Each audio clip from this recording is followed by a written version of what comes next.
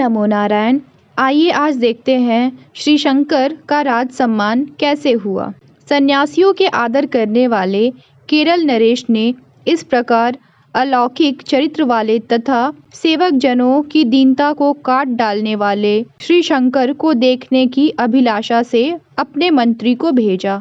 इसके अनंतर वह निडर मंत्री सुंदर हाथियों के साथ लेकर उत्साही शंकर के पास आया और सरस मंजुल पद वाले वचनों से समर्थवान श्री शंकर से यह कहा, जिसके समान ना तो कोई पृथ्वी पर बोद्धा है और ना लड़ाई के मैदान में ऐसा कोई योद्धा है।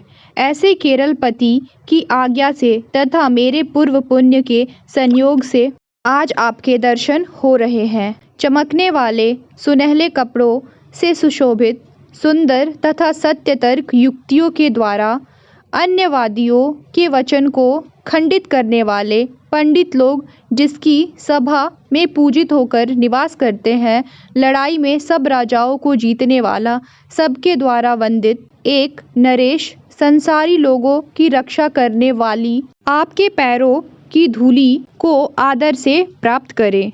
महाराज ने यह मतवाला तथा दोष के गंध से भी रहित हाथी आपको दान में दिया है। आप महल में पधारिए, जिससे आप राजा का पवित्र भवन आपके पैरों की धूलि से सचमुच पवित्र बन जाए।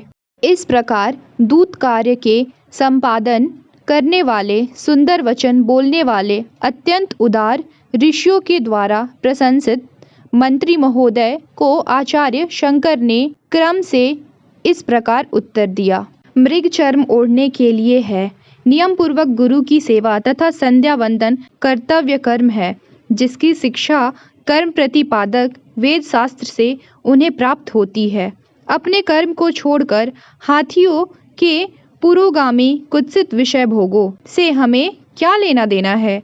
क्या इनकी इच्छा से भी किसी प्रकार का सुख हमें मिल सकता है? जिस प्रकार आप आए हैं उसी प्रकार आप लौट जाइए और इस प्रकार की बात कभी मत कहिए। विपरीत इसके राजा का यह कर्तव्य है कि धर्म मार्ग में निरत अखिल वर्णों को उनकी जीविका संपादन के द्वारा ऋण मुक्त बना दे तथा इसकी चर्चा कभी प्रजाओं से ना करे, क्योंकि यह वर्जनीय है।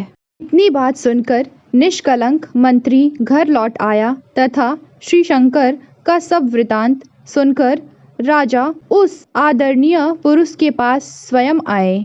आचार्य शंकर ब्राह्मण बालकों से घिरे हुए थे।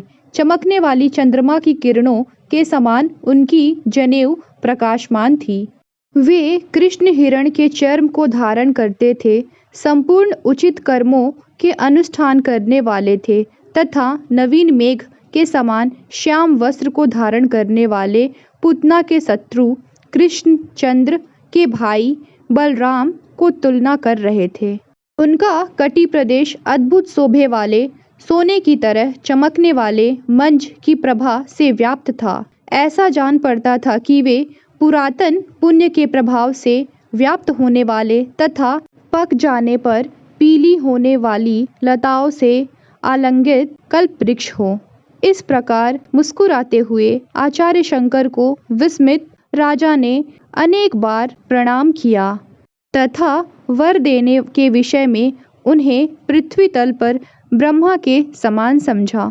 उनके द्वारा कुशल क्षेम पूछने पर शत्रुओं के लिए यम रूपी उस राजा ने 10,000 स्वर्ण मुद्राएं अर्पित कर अपने बनाए हुए अपूर्व 3 नाटक कह सुनाए।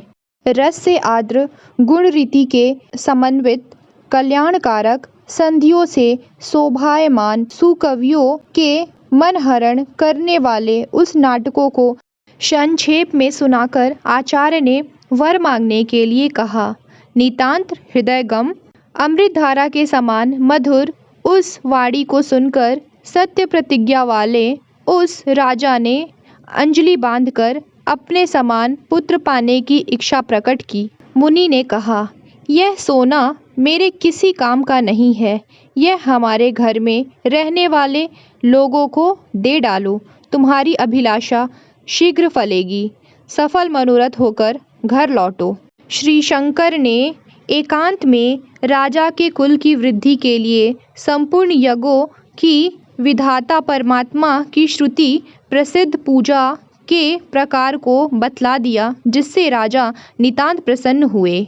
विशेषज्ञ कवियों में श्रेष्ठ श्री शंकर के द्वारा पूजित वह कलावंतों में श्रेष्ठ राजा मुनि के गुणों की स्तुति करता हुआ कृतकृत्य होकर अपनी नगरी में लौट आया। ओम नमो नारायण। हर हर महादेव।